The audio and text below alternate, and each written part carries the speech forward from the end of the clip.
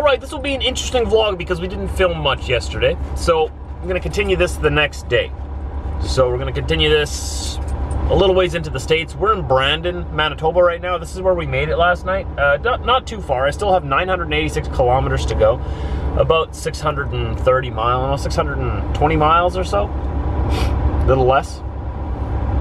So, yeah, we'll see how this goes today. And figure out how we're going to put this vlog together for you later. But we're back on the road. Let's get back into the swing of things. So this is what we got behind us. My load of lumber got taken off of me. And this needed to be delivered more urgently, I guess. Someone else actually was going to deliver that lumber into Minnesota for me. I don't know why it got switched, but this is what we got today. So we're going to Havre, Montana, like I've been telling you. Okay, look at our windshield today. Oh, wow. That's what we get to start the day off with. Oh, let's get out of here. Let's get the show on the road. Right, Diesel? Oh, let's deliver these headers. I should be in Havre, Montana tonight. Well, I will be, as long as nothing bad happens, you know, knock on wood. We're crossing at Dunseith, North Dakota, south of Brandon, near Boissevain, Manitoba.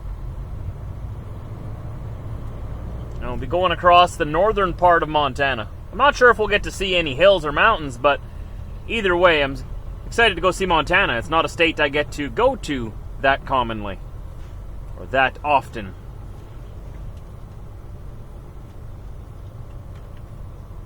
The light's on. What is this guy doing? He's going in circles, Dan Ross. All right. I like circles too. I like the way they come together. You're gonna back up now? Okay, I get what you're doing. You're parking. Your backup light's not working on your tractor. Just saying. Someone didn't do the pre-trip. Or maybe it just burnt out now and maybe that's why he's stopping here. I don't know. Let's go ahead and get back on the highway here and head down towards the United States of North America.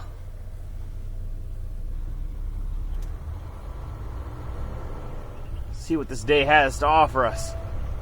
Looks like a good day to drive. I mean, it's not too hot, it's not too cold. Turn left on 1A, then keep It's nice and sunny. Should be a good day. It's a very windy day today. I'm having trouble just maintaining the speed limit. Whenever I haul headers, I always use more fuel because they grab the wind so much, right? They're so light, like it's less than 7,000 pounds on the flatbed behind me. But they grab the wind so much that it feels like you're like constantly pulling uphill, you know? So we're going through a abnormal amount of fuel, I guess, but we're getting there. We're in Boissevain right now, still in Manitoba. But this is the last town before we get to the United States border at Dunseith, North Dakota. My windshield is still covered in bugs. I need to find a truck stop where I can scrub these off. The Petro-Canada where we slept, they don't have squeegees there. It's just a card lock, and they don't offer any services. So not even squeegees for you to wash your own window. It is what it is. We'll get it cleaned off as soon as we can. It doesn't bother me that much having the bugs on here. It's just part of life up here in the summertime. It just gets in the way of the camera shots, you know? Like this here. You can see it sort of ruins the view I want to show you.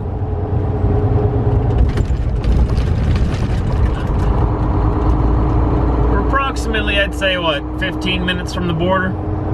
This is a nice little town, actually. Everything is very well kept. Well, they're redoing Main Street right now. Welcome to North Dakota. Legendary. So now that we're in the US of A, we have 872 kilometers left to go. That's ballpark 500 miles. So we got the rest of the day to go yet. I called the customer already before when I started my day. They're expecting me there tomorrow morning. So we'll be there this evening sometime. I believe Havre is in Mountain Standard Time. So we're going to gain an hour tonight when we get there. So not to dive deeply into politics or anything here, but I am aware of the current situation of trade and NAFTA between Canada and the United States. To be honest with you, I wasn't fully aware of the whole situation and what was going on until I looked into it. The U.S. is obviously our biggest trading partner. I mean, what's the stats? Correct me if I'm wrong. Like 80 to 90% of goods produced in Canada get shipped to the USA. And Canada is actually the United States' largest, what would you call it? Largest exporter or largest importer. We are their largest customer of goods and services, above China. We import more American goods and services into Canada than China does. We are their number one exporter of sending goods out, and they are also our number one taker of goods or buyer of goods. They don't take them, they buy them. It's not free. We're not that much of a pushover. But I am aware of the current situation, and, I was taught in school growing up about NAFTA. I was taught that it was complete free trade across the board. That for us to have access to our largest customer, free access, we also gave free access in return. So both ways, it was complete free trade. We traded goods and services back and forth. And, nobody ever told me about the 300% tariff and duty we're charging on some of our goods. And that's not just dairy. That's a lot of other tariffs that we've placed on goods that if America wants to buy them from us, they've got to pay up to 300% tariffs. That's not free trade. Those are protectionist tariffs that we in Canada have put on certain industries to protect them, because, the state of Wisconsin produces more dairy than all of Canada combined. So the fear is that if we didn't have that tariff on that dairy, that everybody would buy from Wisconsin, because Wisconsin has an abundance of dairy right now. They have too much, so the prices have been pushed down really low. So what are Canadian producers and stores and grocery stores going to do? They're going to buy from Wisconsin instead of from Canadian farmers, because it's much cheaper. There's more supply. Now, we are presenting ourselves as free trade. That's what I do. I trade back and forth between Canada and the U.S. So this topic directly affects me. That's why I'm talking about it. I understand why we have tariffs on our dairy. Any dairy farmers in Canada, it affects you directly. But in all honesty, the American president has a point. We are not playing fair. We're being dishonest. Because as a nation, through what I do, we are requesting free access to all the goods here in America to bring back to Canada, to buy them and bring them back to Canada. In return, we are supposed to be offering the same access to our market to Americans. And we're not doing that. I did not know this. It's a beautiful area out here, though, eh? Though I say that about every region I'm in. Every region I go through, I can find something beautiful about it. Especially in summertime.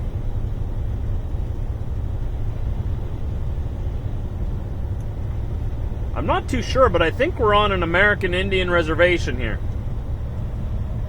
I think this is Turtle Mountain Reservation. I think that's what it's called. They're a little different in America than they are in Canada. I'm not going to speak like I'm an expert on the subject or anything, but I believe they call them reservations, like Indian reservations here in the U.S., and in Canada they're called Indian reserves or bands, whereas in the States they're called tribes. In Canada they're called bands. That's just what I've observed throughout my lifetime.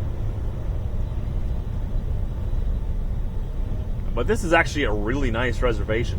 Like, this is, like, they got the whole shebang, like traffic lights. It's like its own little town. It's pretty cool. I saw a sign just there for a truck stop, 1.5 miles ahead. Coming up to Dunseith here.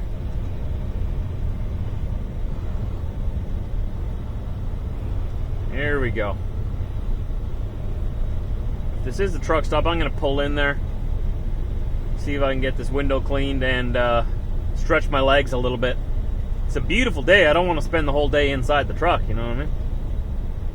I got all day to get to my destination. It's one of those nice little North Dakota towns. So cool to see. Best part of the job, right? In 1.8 kilometers, turn right on Highway 5. The best part of the job is seeing everything firsthand, like experiencing small town North Dakota. How many people can say if they don't live in a small town in North Dakota or in North Dakota, how many people can say, yeah, I've experienced small town North Dakota. It's pretty cool, the history and whatnot. It's one of the things my job is pretty cool for. When people talk about, you know, little towns dotting the countryside of the plains in the U.S., I can say, yeah, I know what you're talking about.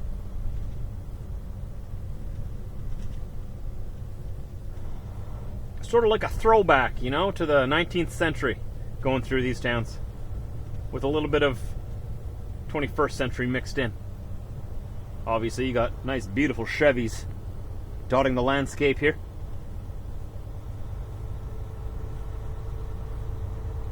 Now, where is this truck stop that I saw the sign for? That's a nice old truck. It's a Ford, but it's a nice old truck.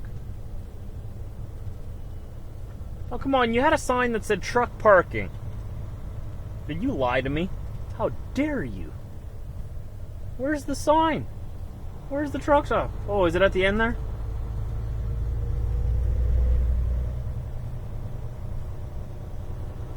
Maybe it's at the end over here. Excuse me?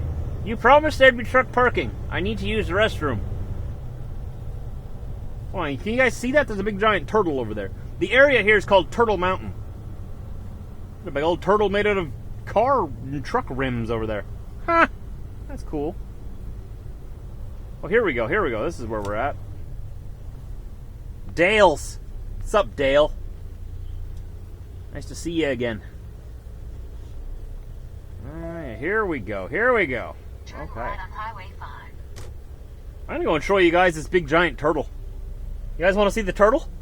I do. Turn right on 1st Street West. It's right there. There's kids playing around on it.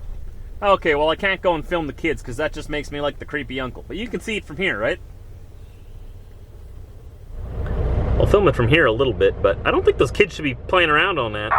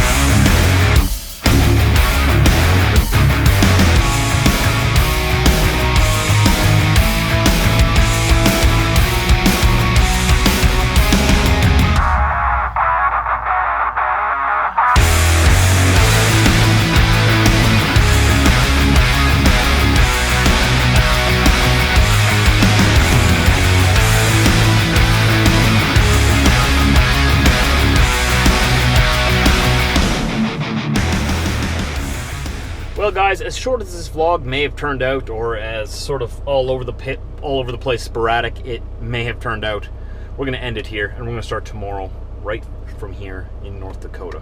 We still got most of the day to drive, so we should get a pretty good vlog in tomorrow. I hope you'll tune in. Hit the bell beside the subscribe button after you hit the subscribe button so you get notifications of my new videos. As soon as we get into the swing of things here on the road, we have new videos coming out every day as I travel around all of Canada and the United States. I'll see you tomorrow.